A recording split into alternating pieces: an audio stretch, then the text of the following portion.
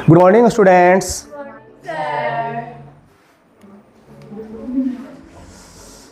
कैसे हो तुम लोग? ठीक। अब तक हम लोग पढ़ चुके हैं फ्रांस की क्रांति, इटली का एकीकरण, जर्मनी का एकीकरण। ठीक। आज हम लोग जो बचा हुआ भाग है उनको हम लोग पढ़ने वाले हैं। ठीक। जैसे कि यूनान को कैसे स्वतंत्रता मिला, पोलैंड के बारे में, बोहेमिया के बारे में, हंगरी के बारे में। उसके बाद जो भी महत्वपूर्ण क्वेश्चन एवं आंसर है उन सबको हम देखेंगे। ओके, ठीक। चलते हैं आगे। देखो यहां दिया हुआ है यूनान की स्वतंत्रता संग्राम। क्या है? यूनान का स्वतंत्रता संग्राम। यूनान को एक बार जाके मैप में देख लेना है ना। यूनान का अगर थोड़ा सा हम वर्णन करें तो अभी यूनान के बारे में हम इसलिए पढ़ रहे हैं क्योंकि उस समय में यह ओटोमन साम्राज्य के अधीन था। ओटोमन साम्राज्य एक तरह से बोलो आज उसका अवशेष बोल सकते हो तुर्की है ना। और तुर्की आज के देश में वैसा ही बनना चाहता है जैसा कि ओटोमन साम्राज्य पुराने जमाने में था। समझ रहे हैं? तो हम यहां पे बता रहे हैं जैसे पृष्ठभूमि और कारण क्या था। तुम जानते हो इटली का एकीकरण अभी तक हो चुका है, जर्मनी का एकीकरण हो चुका है। क्यों हो चुका है? क्योंकि फ्रांस में एक नया विचार आया है, समानता, स्वतंत्रता, बंधुत्व, और वहां पे गणराज्य 1848 में स्थापित हो चुका है, जो कि एक अच्छा शासन माना जाता है। यहाँ लोगों को बहुत सारा सुविधा मिलता है, जिम्मेदार शासन आता है, और इसी प्रकार का शासन लाने के लिए यूनान में भी प्रयास हुआ। अब यहाँ का अगर हम इसका पृष्ठभूमि की बात करें तो पुनर्जागरण की प्रेरणा हम बताए हैं, है ना। सब चाहता अच्छा नया विचार आए। उसके बाद बोल रहा है गौरवमय अतीत। अगर यूनान की बात करूं जिसे हम लोग आज के समय में ग्रीस भी बोलते, पुराने समय में ग्रीस भी बोलते थे, अभी यूनान बोलते हैं, है ना। तो इसका एक समृद्ध विरासत रहा है, समृद्ध संस्कृति रहा है। यह एक बहुत बड़े भूभाग पे इनका शासन भी रहा है, यहाँ का राजा शासन भी किया है, और यहाँ से बड़े बड़े विद्वान सब निकले हैं। आज नहीं, ईसा के जन्म से पूर्व ही बहुत ज्यादा निकला है ना।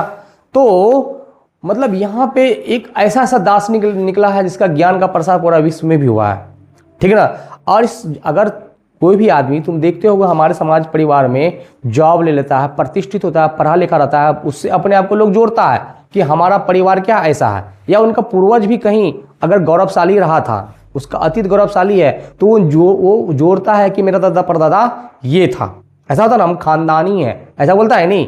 तो इसी प्रकार से ये भी अपने आप को अपने अतीत से जोड़ रहा था, क्योंकि एक समय में ये बहुत शक्तिशाली हुआ करता था। यहाँ से कई प्रकार के अच्छे विद्वान निकले थे, यहाँ का नाम चलता था एक तरह से। ठीक है। तो ये अपने गौरवमय अतीत का व्याख्यान करता था। ये अच्छा इसमें है ना, गौरवमय अतीत का यह व्याख्यान करता था। उसके बाद बोला तुर्की शासन विखंडन और दमन। उस समय तक में मतलब ये हम बात कर रहे हैं 19वीं शताब्दी में। कब कर रहे हैं? 19वीं शताब्दी में। 19वीं शताब्दी का मतलब 1800 से लेकर 1900 का काल, 1828-29 के आसपास जो है ना, या उसके आसपास का ही समय में ये जो ओटोमन साम्राज्य था ये कमजोर हो रहा था। क्या हो रहा था? कमजोर हो रहा था, जगह जगह विद्रोह भड़क रहा था, है ना। और इसी कमजोरी का फायदा उठाकर ये यूनान सोचा हम भी स्वतंत्र हों। ठीक है। कौन नहीं चाहता कि हम स्वतंत्र हो? अगर खराब स्थिति है, क्या तुम खराब स्थिति से बाहर निकलने का प्रयास नहीं करोगे? करोगे। तुम चाहोगे कि हम कुछ ऐसा करें कि जिससे कि हमारा लाइफ अच्छा हो, इससे बेटर हो। हर एक आदमी चाहता है, तो हर एक देश भी चाहता है। इसी प्रकार से बोल रहा है फ्रांसीसी क्रांति का यहाँ पे वर्णन इसीलिए क्योंकि वहां से ये लोग बहुत कुछ सीखा कि अगर फ्रांस में ऐसा हो सकता है, वहां पे पुरातन व्यवस्था हट सकता है, राजतंत्र हट सकता है, तानाशाही शासन, निरंकुश शासन हट सकता है, तो हमारे यहाँ क्यों नहीं हट सकता है? क्लियर? इसी प्रकार से यहां पे अगर हम बात करें धार्मिक एकता, क्या कर रहा है? धार्मिक एकता। देखो यहां का जो ग्रीक ऑर्थोडॉक्स है ना, क्योंकि यहां पे शासन किसका था? रोमन साम्राज्य का। किसका था? रोमन साम्राज्य का था, है ना। और ये ग्रीक ऑर्थोडॉक्स क्या है, यहां पे जो चर्च था वो नहीं चाहता था कि कोई गैर धार्मिक लोग, जैसे कि ओटोमन साम्राज्य की तरफ से मुस्लिम मतलब उसका जो शासक था मुसलमान था। कौन था? वो नहीं चाहता था कि हमारे ऊपर गैर धर्म का, हमारे धर्म के अलावा, है ना, कोई और यहाँ पे शासन करे। और वो भी सोचता था कि हमारे यहाँ पे भी जो है ना सभी आदमी मिलजुल के खुद से हम लोग शासन करें, ठीक है। तो इस प्रकार से ये लोग भी विखंडन किया। यहाँ पे हुआ क्या, यहाँ पे जब ये सब अपना क्या कर रहा था, मतलब विद्रोह कर रहा था, तो यहाँ का जो ऑटोमन साम्राज्य का जो शासक था बहुत बर्बरता से इसको दबाया, बहुत तरह का नरसंहार किया, है ना। अब देखो क्या बोला, संगठन और विद्रोह की शुरुआत। यहां पे तुमको दिखा रहा है हितेरिया फिलाइक। क्या नाम है? हितेरिया फिलाइक एक गुप्त संगठन है ना। देखो संगठन से ही किसी भी चीज का शुरुआत होता है ना, है ना। संगठन में क्या होता है? दम होता है। तुम लोग जानते हो एकता में क्या होता है? बल होता है। तो इसी प्रकार से गुप्त संगठन बनाया और इनका उद्देश्य था क्या? यूनान की स्वतंत्रता। क्या उद्देश्य था? यूनान की स्वतंत्रता। और इस समय तक यहाँ पे एक शक्तिशाली मध्यम वर्ग का भी उदय हो चुका था। मध्यम वर्ग का मतलब जो अभी अभी धनाढ़ बना है ना, बीच का, ना तो ज्यादा अमीर ना तो ज्यादा गरीब। यहाँ पे 1821 में एक विद्रोह होता है ना। और इसको क्या है, ये बुरसेनशैफ्ट क्या है?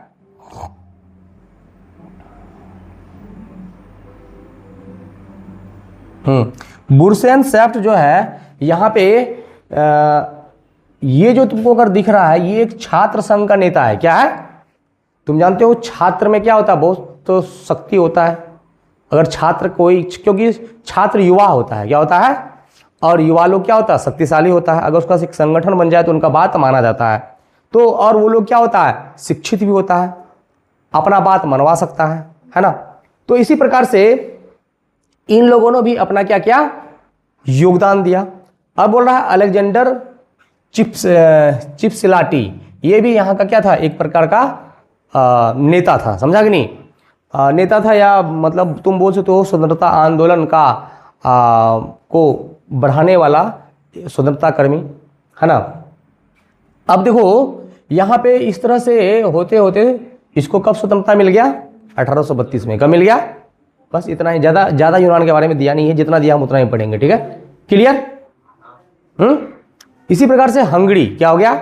हंगरी, तुम यूरोप का मैप में देखोगे तो एक हंगरी नाम का देश होता है, और हंगरी का राजधानी आज के डेट में क्या है? बुडापेस्ट में। क्या है?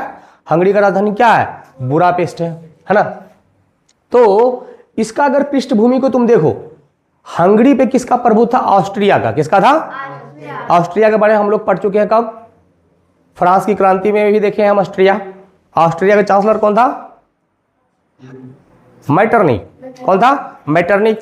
जब इटली का एकीकरण हो रहा था उस समय भी ऑस्ट्रिया का नाम देखे हैं, देखे हैं कि नहीं? वहां लोम्बार्डी और वेनेसिया जो जमीन हथियाया हुआ था, युद्ध करके कौन लिया? इटली लिया। हम अगर जर्मनी में भी जाते हैं वहां पर भी देखते हैं ऑस्ट्रिया। ऑस्ट्रिया के साथ जो युद्ध हुआ है जर्मनी का, यानी प्रसा का, कौन सा युद्ध हुआ है? सेडोवा का युद्ध हुआ है, वह है। इसी तरह से हम यहां पर भी देख रहे हैं किसको? हंगरी। हंगरी पर भी ऑस्ट्रिया का प्रभुत्व था। किसका था? ऑस्ट्रिया का प्रभुत्व था, ठीक है। अब यहां पर भी वही 1848 की क्रांति का प्रभाव पड़ा। सेम चीज चल रहा है। अगर 1848 की क्रांति को अगर तुम लोग अच्छा से देख रहे हो तो क्या है? उनका प्रभाव पड़ेगा ही पड़ेगा। अब बोल रहा है नेतृत्व, है ना। अगर कोई भी चीज होता है तो उनका नेतृत्व करता भी होता है। नेतृत्व करता मतलब नेता, है ना, जो उसको लीड करता है। अगर बोल रहा है यहाँ पे देखो नेतृत्व करता दो था, एक था कोसुत, क्या नाम था? एक था फ्रांसिस डी। क्या था? कौन कौन नेता है यहाँ पे? और फ्रांसिस डी, है ना। अब बोल रहा कोसुत के विचार और कार्य, बोल रहा है कि ये लोकतांत्रिक विचारों का समर्थक था। दोबारा बताने की जरूरत नहीं है। वर्गहीन समाज का विचार, तुम जानते हो वहां पे उस समय में अलग अलग वर्गों में बटा हुआ था, बहुत सारा विशेष अधिकार लेकर रखा हुआ था, है ना। तो ये कहा कि नहीं, कोई विशेष अधिकार नहीं चलेगा, है ना, जो भी हम सभी समान है। हाँ, आप जन्म से ही, आप चाहे मूर्ख ही क्यों ना हो, अपने आप को श्रेष्ठ नहीं मान सकते हैं। गुण के आधार पर सब कुछ निर्धारित होगा, और ये बात सही भी है कि नहीं है। इसके बाद क्या बोल रहा है? ऑस्ट्रियाई आधिपत्य का कड़ा विरोध किया। क्या कहा? आप हमको ऑर्डर नहीं दे सकते हैं, आप हम पे नियंत्रण नहीं रख सकते हैं, हम लोग अलग हैं और अपना डिसीजन हम लोग खुद लेंगे। क्या लेंगे? क्या तुम लोग अपने घर में डिसीजन लेते हो? तुम्हारे मम्मी पापा लेते हैं ना, कि पड़ोसी आके डिसीजन लेता है?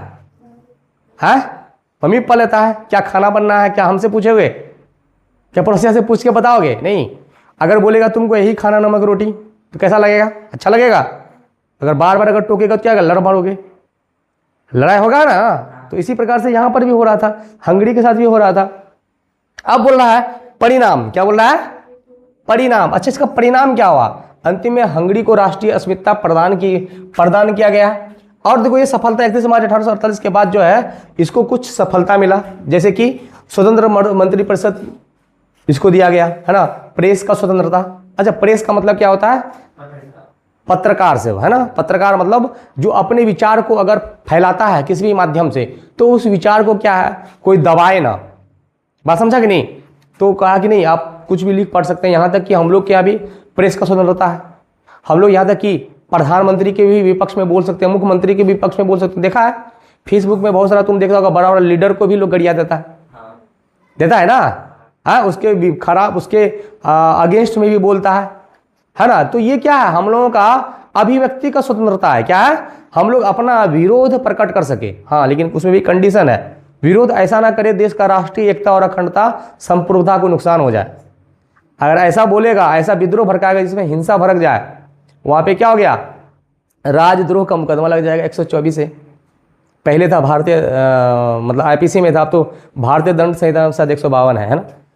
ये बदल गया। इसलिए हम लोग अपना विरोध कर सकते हैं किसी के बारे में गलत, या विरोध मतलब उसका कमी को निकाल सकते हैं, है ना। और कमी निकालने वाला को हमेशा तरजीह दिया जाना चाहिए। अगर तुम्हारा कोई कमी निकालता है ना, तो उसे क्या करना चाहिए, साथ में रखना चाहिए, क्योंकि तुमको उससे सीख मिलता है कि हमारे अंदर कुछ कमी है तो बोल रहा है सामने वाला। ये नहीं कि तुम उनसे दुश्मनी कर लो, नहीं, ऐसा नहीं करना चाहिए। अब देखो यहाँ पे स्वतंत्र मंत्रिपरिषद का भी देखो गठन किया गया। देखो सबके साथ कहीं ना कहीं कुछ पिक्चर दिया है, पिक्चर से कनेक्ट करो, शायद याद रहेगा। देखो प्रेस की स्वतंत्रता, देखो न्यूज़पेपर वगैरह है, ये है। राष्ट्रीय सुरक्षा सेना की स्थापना करना, वहां कहा कि राष्ट्र का सुरक्षा के लिए इसको सेना भी होना चाहिए। बोला सामंती प्रथा की समाप्ति। सामंती प्रथा का मतलब हो गया वहां जो बड़ा बड़ा जमींदार था, जो बड़ा बड़ा भूखंड लेकर रखा था, उनको हटाना। प्रतिनिधि सभा की वार्षिक बैठक बुडापेस्ट में बुलाना। जैसे सांसद होता है, अभी के सांसद में मतलब भी अलग अलग समय में क्या होता है, बैठक होता है। क्या होता है? जैसे मानसून सत्र, शीतकालीन सत्र, है ना। इस प्रकार से जो होता है बजट सत्र, ये सब जो सत्र होता है, इसी प्रकार से बोला कि कम से कम वहां का जो संसद है, प्रतिनिधि सभा है, कम से कम एक बार जरूर बैठक होना चाहिए, ताकि अगर कोई भी समस्या है, दुख दर्द है, नीति निर्माण है, वो सब यहाँ पे होगा। फिर बोल रहा है, तो ये हंगरी के बारे में इतना तुम लोग समझ में आ गया, ज्यादा वर्णन नहीं हंगरी के बारे में, है ना। अब चल रहा है पोलैंड और बोहेमिया, इसके बारे में थोड़ा सा चर्चा कर ही दिया गया है ना। पोलैंड की राजधानी वर्षा है ना उस समय। और बोहेमिया क्या है, आज के समय में यूरोप में जाके देखोगे, यूरोप का मानचित्र में चेक गणराज्य क्या हो गया, चेक रिपब्लिक अगर जाके देखोगे तो तुमको पता लगेगा, ठीक है ना।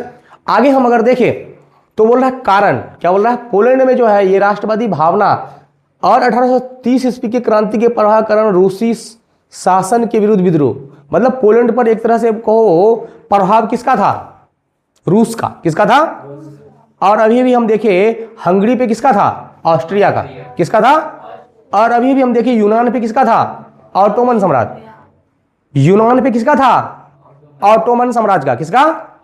हंगरी पे किसका था, ऑस्ट्रिया का। किसका था? ऑस्ट्रिया का। और उसके बाद अभी अभी देख रहे पोलैंड पे किसका है, रूस का, है ना। तो मतलब वही कहीं ना कहीं फ्रांस का क्रांति से सब खुद को जोड़ रहा है, वही चीज लाना जा रहा है ना।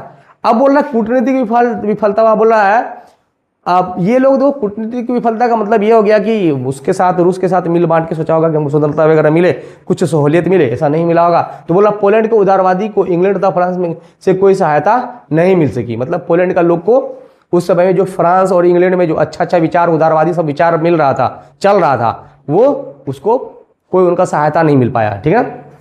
परिणाम क्या, रूस ने पोलैंड के इस विद्रोह को पूरी तरह कुचल दिया। देख लो यहाँ पे एकदम एकदम धाय धाय मार रहा है ना। पोलैंड का आदमी बेचारा कमजोर, कुचल दिया पकड़ के। क्या कर दिया? बस इतना ही वर्णन है। आगे कहाँ है क्या है उसके बारे में आगे क्लास में तुम लोग पढ़ोगे। आगे बोल रहा बोहेमिया, बोहेमिया के बारे में बोल रहा है पृष्ठभूमि, बोल रहा है ऑस्ट्रिया शासन के अधीन और हंगरी के घटनाक्रम से अत्यधिक प्रभावित। क्या हुआ? कोई प्रश्न है? नहीं है। इसको मैप से कनेक्ट करना याद रहेगा, बार बार हम बोल रहे हैं। अब बोल रहा है कि इसका मुख्य मांग क्या था, बोल रहा है मुख्य मांग चैक जाति द्वारा स्वायत्त शासन मांग। क्या हो गया? जिसे शुरुआत में स्वीकार किया गया। क्या कर लिया गया? स्वायत्त का मतलब हो गया कि बहुत हद तक स्वतंत्रता, लेकिन पूरा तरह से स्वतंत्रता नहीं। ठीक है, समस्या। अब बोल रहा है ये लोग कहा कि नहीं, पूरा का पूरा चाहिए।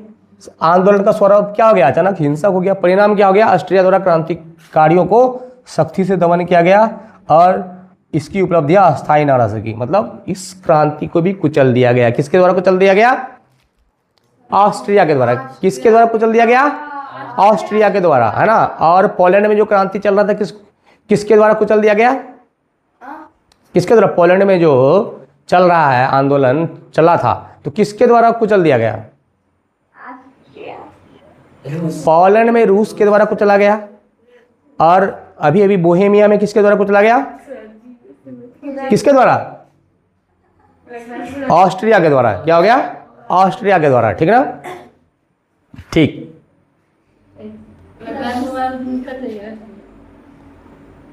देखो प्रश्न से संबंधित जो भी इस टॉपिक से संबंधित है उनसे प्रश्न करेगा, फालतू का बात नहीं करेगा, है ना। ठीक, अब देखो यहां पे हम लोग क्वेश्चन का आंसर करने वाले हैं। ठीक है, इसका आंसर देना है। हम लोग अब तक बहुत सारा पढ़ चुके हैं, जो भी बचा खुचा है इनमें सबका आंसर देना है। हाँ, आप लोग भी जितना भी ये क्वेश्चन का आंसर है फटाफट कमेंट में लिखिए, चैनल को सब्सक्राइब कीजिए, लाइक कीजिए, बेल आइकन को जरूर दबाइए, है ना, जिससे चैनल का ग्रोथ मिलेगा और अच्छा से अच्छा कंटेंट लाया जाएगा। ठीक है, कुछ लाइट प्रॉब्लम आ रहा है, लाइट प्रॉब्लम को भी जल्दी सॉर्ट आउट कर लिया जाएगा, है ना। ठीक है, अभी लाइट सही चल रहा है, अच्छा देख रहे हैं, है ना। वीडियो आएगा तो 3 वीडियो में पिछले बार लाइट का समस्या रहा है। देखते हैं, वो कोई भी चीज़ धीरे धीरे होता है, स्टार्ट करना चाहिए। क्या होता है? शुरुआत करना चाहिए, है ना। तुम लोग भी अभी से हर एक चीज़ का शुरुआत कर ही डालो, है ना, कोई ना कोई करना है ना, ताकि अपने आप में निरंतर निखार लाओ, है ना। तो एक दिन में परफेक्टनेस एक दिन में कोई नहीं लाया है, परफेक्टनेस एक दिन में नहीं आता है। ठीक है, चलो यहां देखते हैं। पहला बोल रहा है यूरोप का मरीज किसे कहा जाता है? तुर्की। बहुत बढ़िया, सब विद्यार्थी ने अच्छा आंसर दिया। ए नंबर। क्या हो गया? अच्छा लगा। अगला क्वेश्चन है, टीपू सुल्तान शासक थे कहां के? मैसूर, शिमला, काशी, इनमें से कोई नहीं। कौन? मैसूर। बिल्कुल सही, सबने सही आंसर दिया है।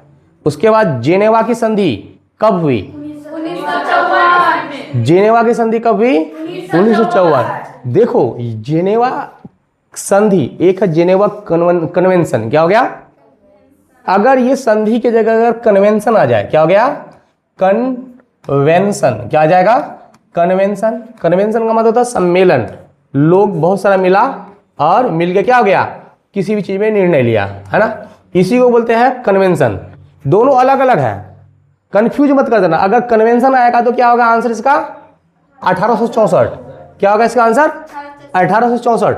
अगर जेनेवा संधि आ गया तो क्या होगा? 1954। बेसिकली ये जेनेवा संधि जो है ना, ये चैप्टर 2, ये चैप्टर 2 अगर पढ़ोगे तो वहां पे साम्यवाद आएगा, हिंद चीन का आएगा वहां पे, है ना। सॉरी, चैप्टर 2 नहीं है सर, चैप्टर 3 है। हाँ, चैप्टर 3 है ना। तो उसमें फ्रांस और वियतनाम के बीच उस समय में संधि हुआ है, हिंद चीन। और हिंद चीन पढ़ोगे तो फ्रांस और इसके बीच क्या कहते हैं, वियतनाम के बीच, वहाँ का प्रतिनिधिक भी जो संधि हुआ है उसी को बोलते हैं जेनेवा संधि। और जेनेवा कन्वेंशन का बात अगर आएगा तो जेनेवा कन्वेंशन में यह किया गया था कि अगर युद्ध होता है, युद्ध में हताहत होता है, लोग मारा जाता है, सैनिक वगैरह बहुत सारा मारा जाता है ना, उस सैनिक में क्या होता है, अगर जो सैनिक घायल है तो उसको तो जान बचाना चाहिए ना। अब वो तो निहत्था हो गया, है ना। तो उस स्थिति को सही करने के लिए सभी व्यक्ति क्या है, जितना भी है सब मिल के, जितना भी देश है वहां पे मिला और कहा कि इसका कोई निदान किया जाए, वही है जेनेवा कन्वेंशन। ओके, क्लियर हो गया। यहाँ पे बहुत सारे विद्यार्थी कंफ्यूज होता है, जेनेवा संधि बोलेगा तो क्या बोलेगा, और जेनेवा कन्वेंशन। एक और, कोसूत का संबंध किस देश से है? ऑस्ट्रिया तो खुद पावरफुल आदमी था, है ना। इसका कहां से होगा? किससे होगा? हंगरी से होगा। क्या होगा? कोसूत का क्या होगा संबंध? हंगरी, कहां से होगा? हंगरी से होगा, है ना। बोला यूरोपीय सभ्यता का पालना किसे कहा जाता है? यूनान। यूनान, जिसको ग्रीस भी बोलते हैं। ऑप्शन में तुमको ग्रीस भी हो सकता है, याद रखना, क्या हो सकता है ना। बोल देगा यूरोपीय सभ्यता का पालना किसे कहा जाता है, तुम लोग यूनान याद करके जाना। अब यूनान में ऑप्शन में है ही नहीं, बोलेगा इटली, स्पेन, हंगरी और ग्रीस। क्या मारोगे? ग्रीस ही मारना है। क्या मारना है? ग्रीस, है ना। ये मशीन में लगाने वाला ग्रीस है क्या? नहीं नहीं, ये मशीन में लगाने वाला ग्रीस नहीं, एक देश है। कौन सा? यूनान। नक्शा में जाके देखना तुम लोग। अब बोला वही देखो क्वेश्चन आ गया, प्रथम जिनेवा कन्वेंशन। क्या आ गया? कन्वेंशन अगर आएगा तो क्या होगा? 1800। अभी भी बताएं, अगर जेनेवा सम्मेलन आएगा तो कब होगा? 1954। क्या आएगा? 1954। बोल रहा है निम्न में से कौन मित्र राष्ट्रों के गुट में शामिल नहीं था? देखो मित्र राष्ट्र, जानते हो तुम लोग मित्र राष्ट्र किसे बोलते हैं? विश्व युद्ध में इनका आया था। मित्र राष्ट्र कौन कौन है बताओ? बोलो ब्रिटेन, कौन है? फ्रांस, और उस समय रूस भी था, है ना। रूस था, है ना। मतलब मुख्यतः ये सब था, ब्रिटेन, फ्रांस, रूस, ठीक ना। बस यही है ना। बाद में अमेरिका भी शामिल हुआ, तुम अमेरिका भी बोल सकते हो, यूएसए या अमेरिका तुम इसको बोल सकते हो बाद में, है ना। ये सब इनका क्या था? सपोर्टर था। अगर तुमको धुरी राष्ट्र बोलेगा, क्या बोलेगा? क्या बोलेगा? धुरी राष्ट्र या केंद्रीय शक्तियां, क्या बोलेगा? केंद्रीय शक्ति, क्या बोलेगा? अगर केंद्रीय शक्ति बोलेगा तो क्या होगा? कौन है बताओ? एक ही नाम है इसमें है, तुमको पहले जापान मान लेना। क्या मान लेना? जापान। थोड़ा सा इसको कम कर दे क्या? जर्मनी, क्या हो गया? जर्मनी। इटली, क्या हो गया? इटली हो गया, है ना। जापान, जर्मनी, इटली, मतलब मेन यही सब था। क्लियर? और कुछ लोग इसको सपोर्ट कर रहा था जैसे हंगरी वगैरह।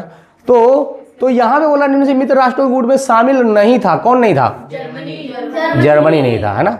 फ्रांस, रूस, इंग्लैंड, तो ये तो आंसर होगा क्या इसका? जर्मनी। ठीक है।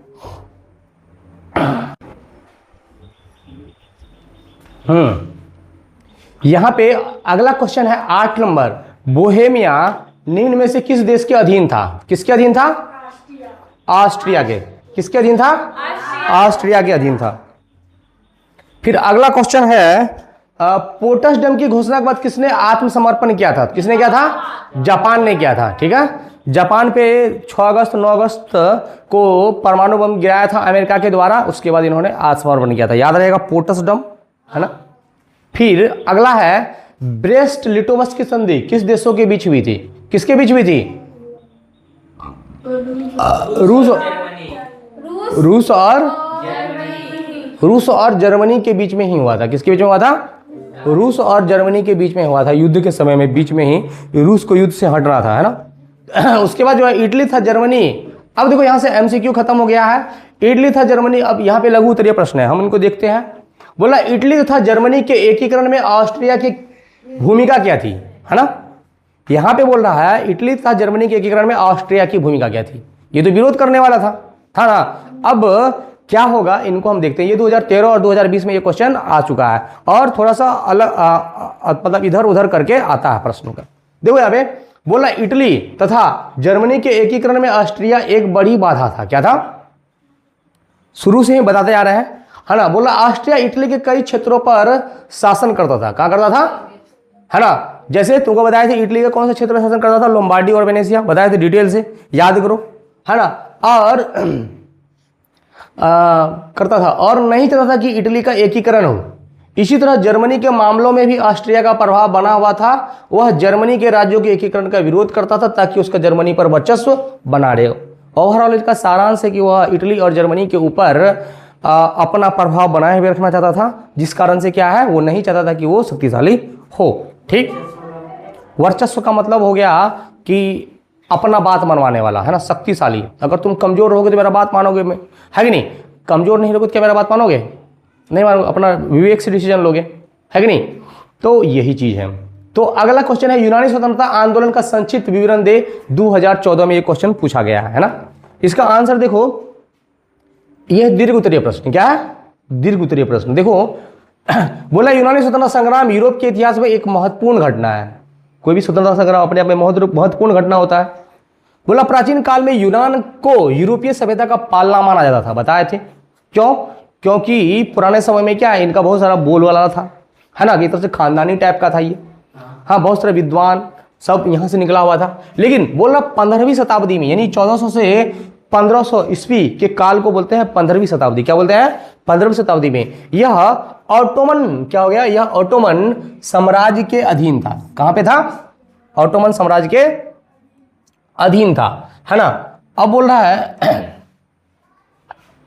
19वीं शताब्दी में यूरोप में पनप रही राष्ट्रवाद की लहर से प्रेरित होकर यूनानियों ने अपनी स्वतंत्रता के लिए संघर्ष शुरू किया। 19वीं शताब्दी का काल क्या होता है? 1800 से लेके 1900 के काल में ही यहीं पे जर्मनी का एकीकरण होता है, इटली का एकीकरण होता है, 1830 का फ्रांसीसी क्रांति होता है, 1848 का फ्रांसीसी क्रांति होता है ना। तो ये जो क्रांति का दौर था 19वीं शताब्दी में, जब सब स्वतंत्र हो रहा था, तो इनके अंदर भी कामना रहेगा ना, चाह रहेगा ना कि हम भी स्वतंत्र हो। अब बोल रहा है 1821 में फिलिक हिटेरिया नामक गुप्त संस्था ने इस विद्रोह की शुरुआत की। कौन सी संस्था? फिलिक हिटेरिया। याद रखना, देखो इस प्रकार का संस्था अगर क्वेश्चन में अगर नाम डाल देते हो, है ना, इस प्रकार का, है ना, तो क्वेश्चन में दिए गए आंसर का वेट बढ़ जाता है। क्या हो जाता है? और वेट बढ़ने के बाद नंबर ज्यादा आता है। ठीक है, इस प्रकार विद्रोह की शुरुआत की। बोला इस आंदोलन को यूरोप भर से भारी समर्थन मिला। क्या मिला? क्यों मिला? क्योंकि यूरोप के अन्य सभी देश क्या थे? ईसाई बहुल देश थे। क्या थे? ईसाई धर्म को मानने वाले थे। और यूनान का भी जो बहुमत था, मुख्य ज्यादातर जनता किस धर्म को मानता था? ईसाई धर्म को मानता था। ऑब्वियस है कि समर्थन मिलेगा। और यहाँ पे ऑटोमन साम्राज्य का जो शासक था, एक बहुत बड़ा नरसंहार कर दिया था। ऑब्वियस है कि अगर नरसंहार करेगा तो क्या होगा? उसके पक्ष में चीजें आ जाएंगी, है ना। अब बोला क्योंकि लोग यूनान संस्कृति का सम्मान करते थे और ईसाई तुर्क शासन के खिलाफ थे। क्या थे? तुर्क यानी मुस्लिम शासक, है ना। अब बोल रहा है लॉर्ड बायरन जैसे कई स्वयंसेवक यूनान पहुंचे। अंततः 1832 की कॉन्स्टेंटिनोपल संधि के माध्यम से यूनान को एक स्वतंत्र राष्ट्र के रूप में मान्यता मिली। कौन सी संधि के माध्यम से? है ना, कॉन्स्टेंटिनोपल। क्या हो गया? कॉन्स्टेंटिनोपल। इस प्रकार का जो अगर तुम डालते हो ये सब चीज, ये सब वर्ड, वेट बढ़ा जाता है क्वेश्चन का, क्वेश्चन में दिए गए आंसर का, और ज्यादा से ज्यादा नंबर उठने का संभावना बढ़ जाता है। ठीक है, अब बोल रहा है नेक्स्ट क्वेश्चन पढ़ो जरा। इस क्वेश्चन को तुम लोग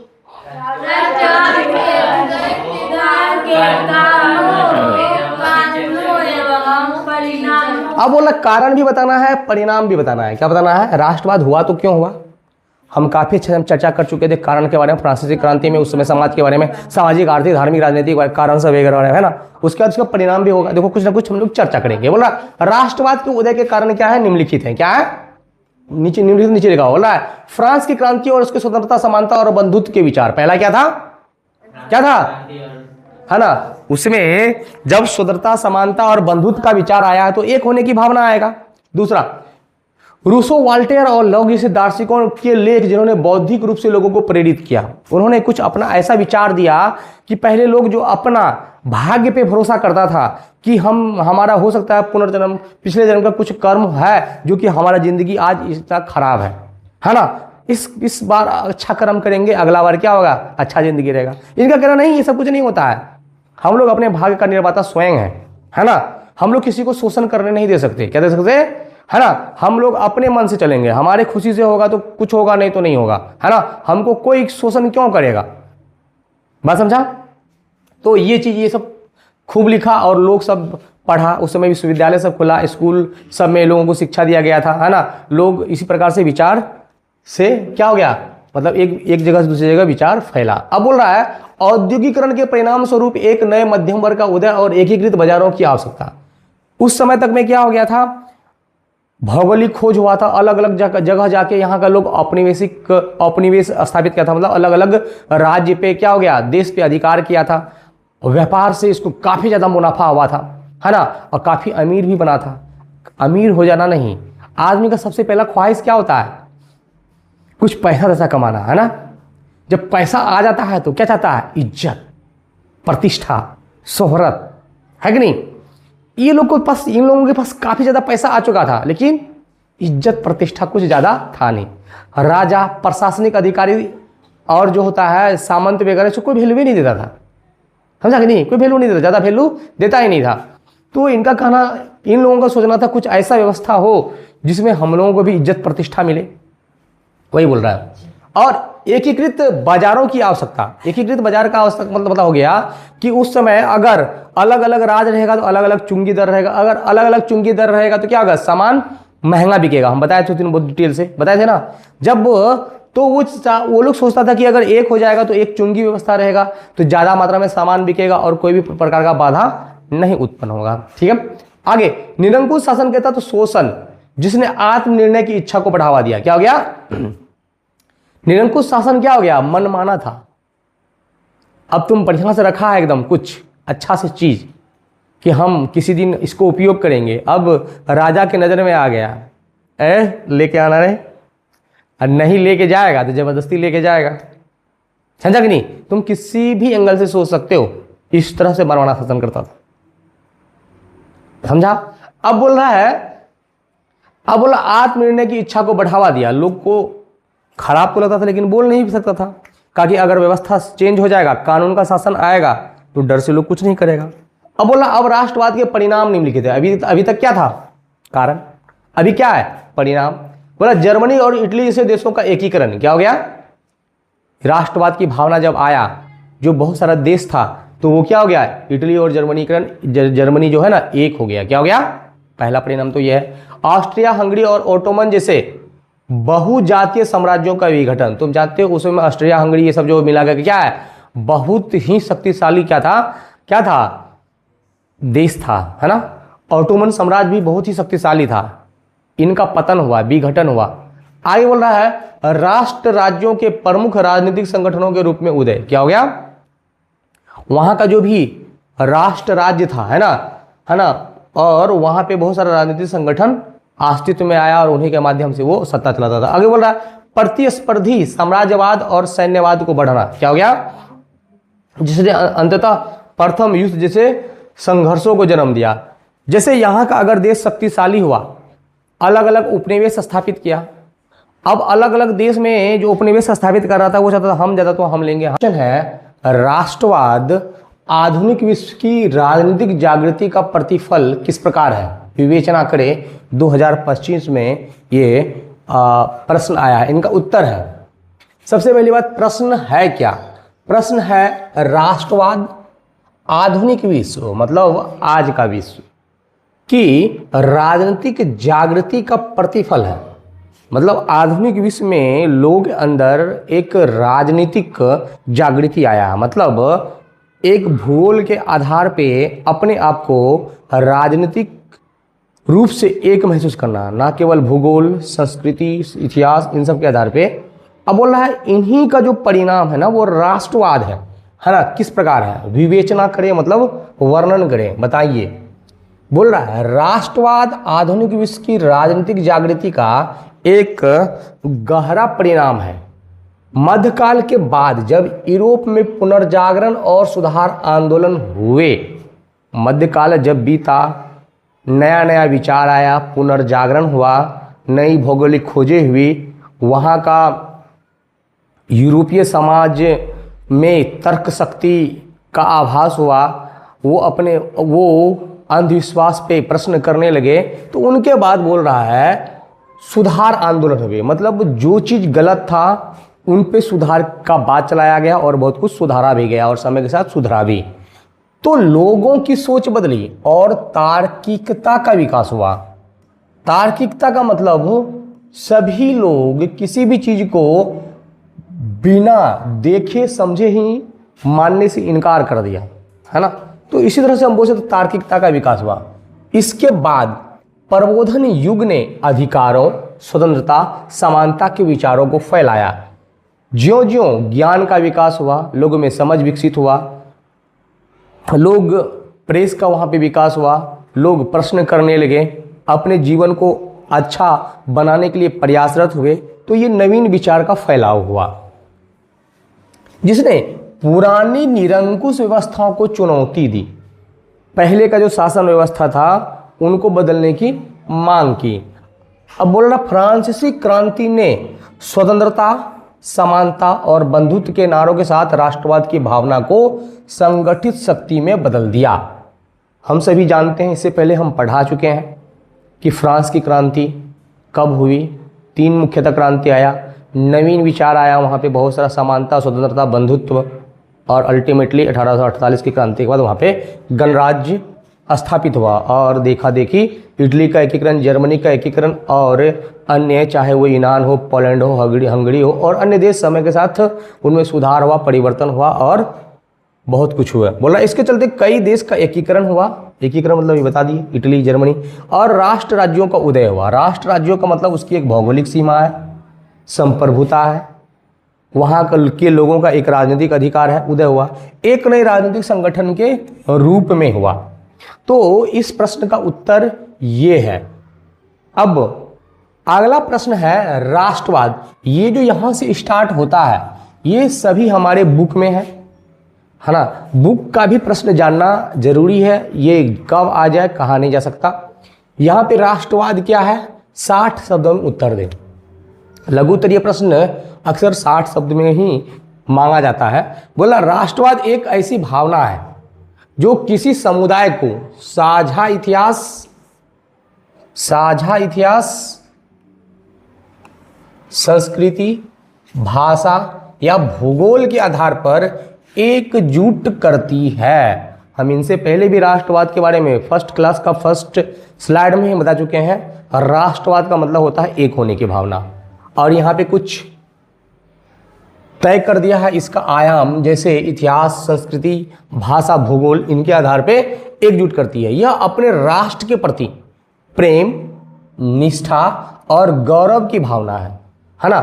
सभी लोगों में एक ऐसा भावना पैदा होता है कि वो अपने देश के प्रति प्रेम करता है, उसकी खुशहाली के लिए हमेशा निष्ठावान रहता है। अब बोला जो लोगों को राष्ट्रीय पहचान और संप्रभुता के लिए प्रेरित करती है। सभी देश जो एक राष्ट्र है उनका एक पहचान है, उनका एक संप्रभुता होता है। जैसे हम सभी बोलते हैं हम भारतीय हैं, अन्य देश बोलता है अमेरिकी हैं, चाइनीज है। तो वो अपने खास गुणों के आधार पे, अपने पहचान के आधार पे वो अपने आप को बताता है कि हम ये हैं, हम इस देश के हैं तो हम उस देश के हैं, है ना।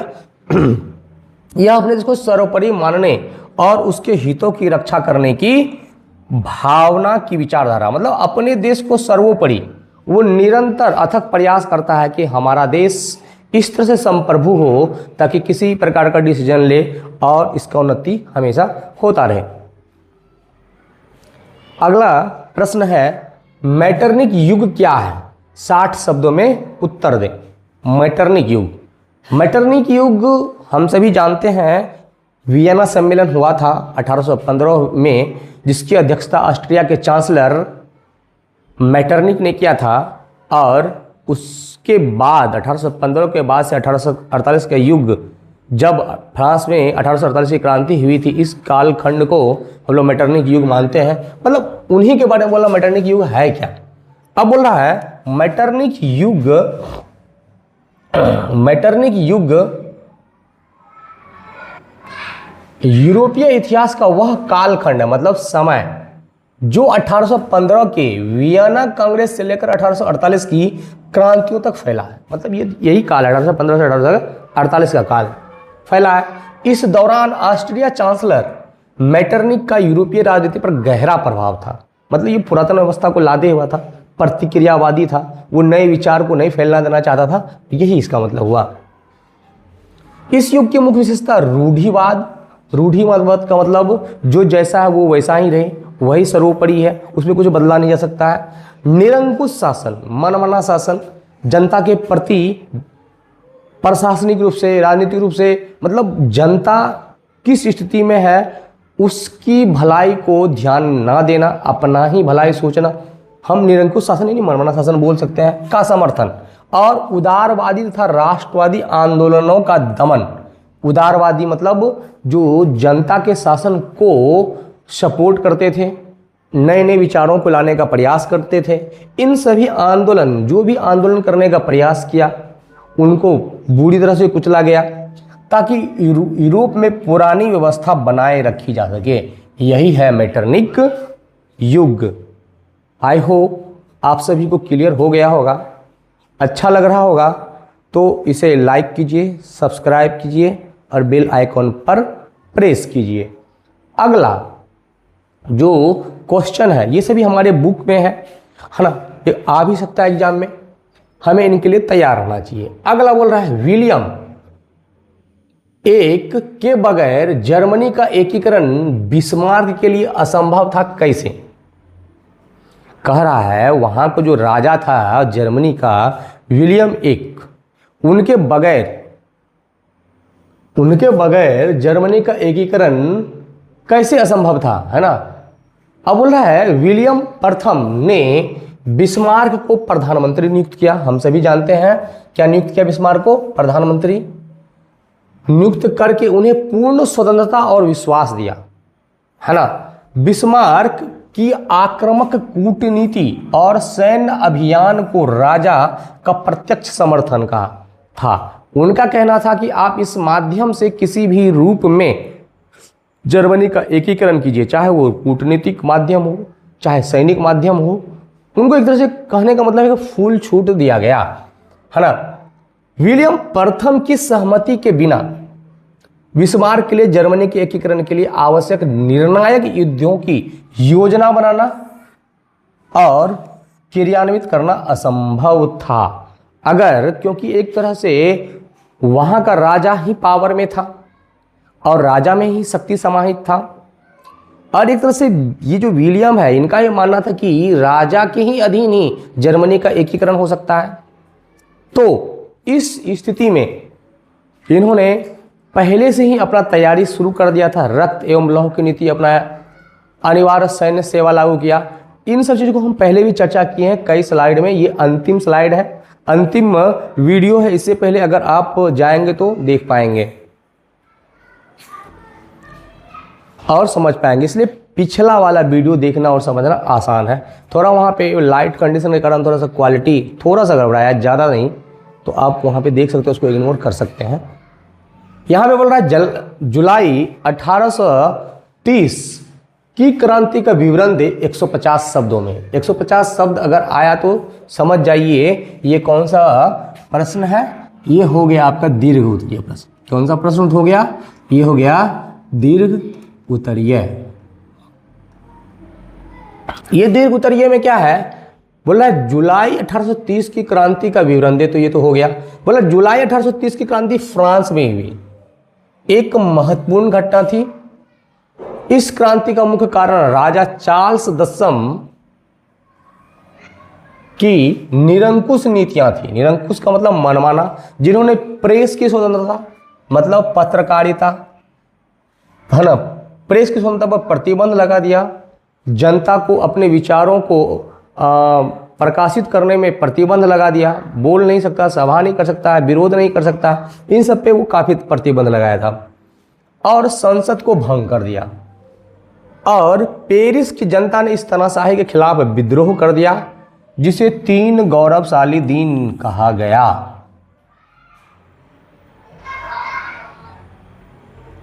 इसका अगला भाग है, इस क्रांति के पीछे व्यापक सामाजिक और राजनीतिक कारण थे।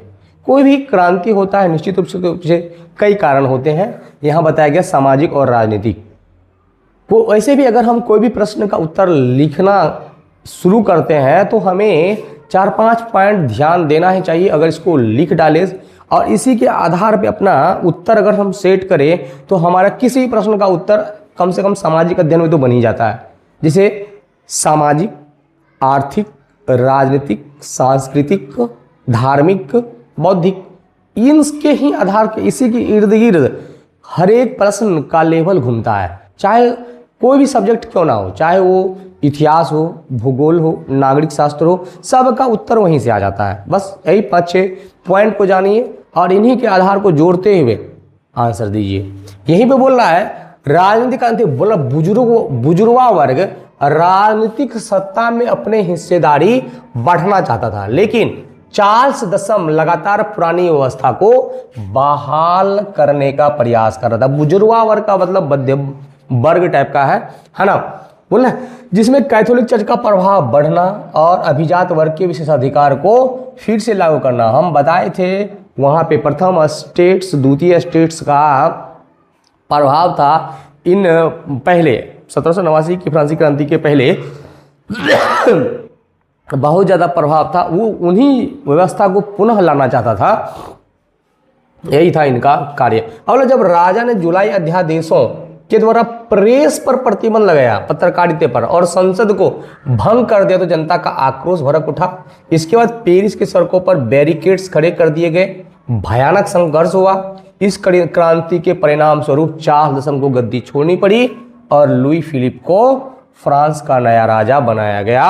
और ये लुई फिलिप जो था आर्लियन वंश का था, याद रखिएगा, कहीं पूछ सकता है एमसीक्यू में, जिसने एक उदारवादी संवैधानिक राजतंत्र की स्थापना की, जिसने देश को एक नई दिशा देने का प्रयास किया या दिशा प्रदान की। इनके अलावा भी बहुत सारा कुछ एमसीक्यूज हैं, हम उनको देख लेते हैं फटाफट। आप लोग इनका आंसर, क्वेश्चन को पढ़ करके आंसर दीजिएगा कमेंट बॉक्स में फटाफट, इससे आप एक्टिव रहिएगा, सिक्स्थ ऑर्गन चालू रहेगा आपका, है ना, तो समझना और ज़्यादा आसान हो जाएगा। बोल रहा है कि इटली एवं जर्मनी वर्तमान में किस महादेश में है? तो यूरोप महादेश में है। किस महादेश में है? यूरोप महादेश में है। बोला फ्रांस में किस शासक वंश की पुनर्स्थापना वियना कांग्रेस के द्वारा हुआ? बुर्बो वंश की। 1815 में जो वियना कांग्रेस हुआ था, उसके बाद फ्रांस में बुर्बो वंश का स्थापना हुआ था। बोला जर्मनी का संबंध, मैजिनी का संबंध किस संगठन से था? तो ये कार्बोनरी गुप्त दल था, उन्हीं से वो संबंधित था। बोला इटली एवं जर्मनी के एकीकरण के विरुद्ध निम्न में कौन था? ऑब्वियस, हम शुरू से ही बता रहे हैं, ऑस्ट्रिया। अगला प्रश्न है, काउंट काउर को विक्टर इमैनुअल ने किस पद पर नियुक्त किया? तो किस पद पर नियुक्त किया? कमेंट कीजिए फटाफट।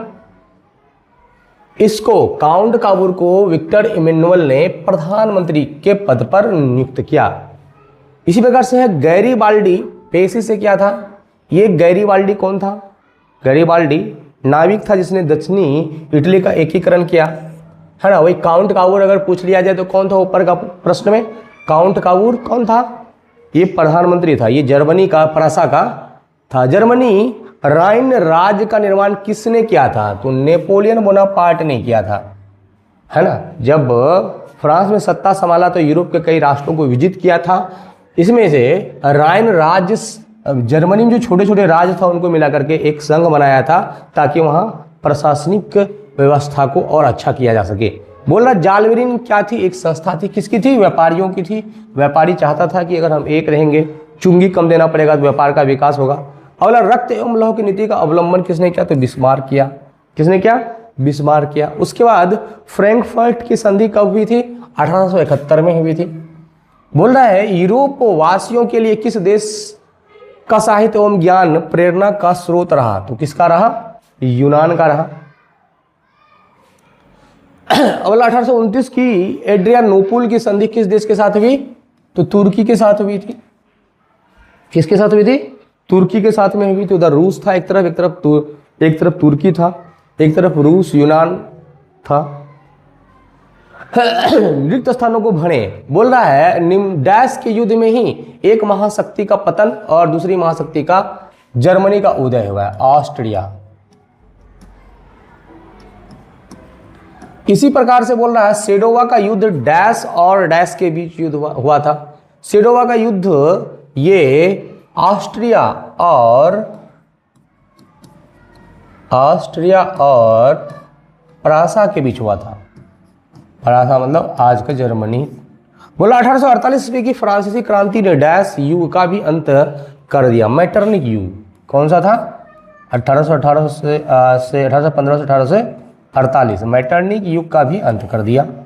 बोला वेटिकन सिटी को के राजमहल जहाँ पोप रहते थे, कौन रहते थे? पोप भी चाहता था कि हमारे ही संरक्षण में एकीकरण हो। अब बोल रहा डैश से बचा रहा, इटली के प्रकोप से बचा रहा, क्योंकि ये उसका मतलब महल को छोड़ के बाद बाकी रोम पे अधिकार कर लिया। अब बोल रहा है यूनान को एक स्वतंत्र राष्ट्र घोषित करने के बाद बवेरिया के शासक ऑटो, क्या हो गया, ऑटो को वहां का राजा घोषित किया गया। हंगरी की राजधानी डैश है, हंगरी की राजधानी बुडापेस्ट है, बुडापेस्ट है। तो ये सभी है और भी है क्या, हाँ है। यहाँ पे बोल रहा है मिलान कीजिए, मिलान करना है, बोल रहा है मैजिनी। मैजिनी क्या था, एक ये मैजिनी जो इटली से जुड़ा हुआ है। हिगेल एक जर्मन दार्शनिक था, तो जर्मनी से इसको लगा दीजिए। बिस्मार्क कौन था, जर्मन चांसलर था। और विक्टर इमैनुअल कौन था, विक्टर इमैनुअल कौन था, तो विक्टर इमैनुअल ये एक राजनीतिज्ञ था। इसके बाद अगला है वियना सम्मेलन कब हुआ था। वियना सम्मेलन जो हुआ था वो 1815 में हुआ था। कब हुआ था, 1815 में। मेटरनिक का पतन 1848 में हुआ। इटली का एकीकरण कब हुआ, 1871 में हुआ, 1871 में हुआ। शेडॉन का युद्ध कब हुआ, 1870 में हुआ। तो इसको बराबर ढंग से समझना है, जानना है। एक तो और भी है, कितना, और ये लास्ट ही है। बोल रहा कोसुत किससे संबंधित है, हंगेरियन राष्ट्रवादी नेता था। कौन था, हंगेरियन राष्ट्रवादी नेता था। उसके बाद जो है एड्रियानोपुल की संधि कब हुआ था। कोसुत एक हंगेरियन राष्ट्रवादी था, कोसुत एक हंगेरियन राष्ट्रवादी नेता था, है ना।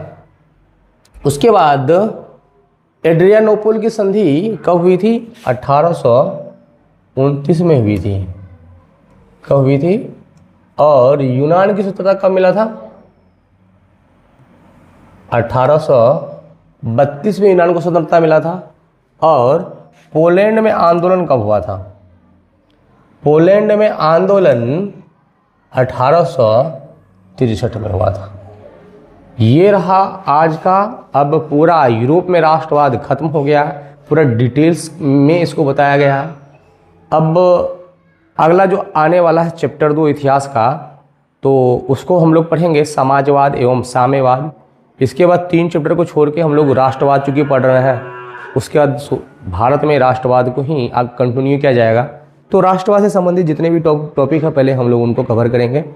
अगर आप लोगों को अच्छा लगा है तो सब्सक्राइब कीजिए, लाइक कीजिए, बेल आइकन पर क्लिक कीजिए, ताकि कुछ भी नोटिफिकेशन होगा इस वीडियो से संबंधित जल्द से जल्द चल जाएगा। आराम से पढ़िए, बढ़िया से पढ़िए, एक जुनून के साथ पढ़िए, ताकि एक कुछ करके दिखाना है, टॉप करके दिखाना है। सबका एक टारगेट यही होना चाहिए कि हम किसी न किसी लेवल पे बिहार में टॉप करें। Thank you.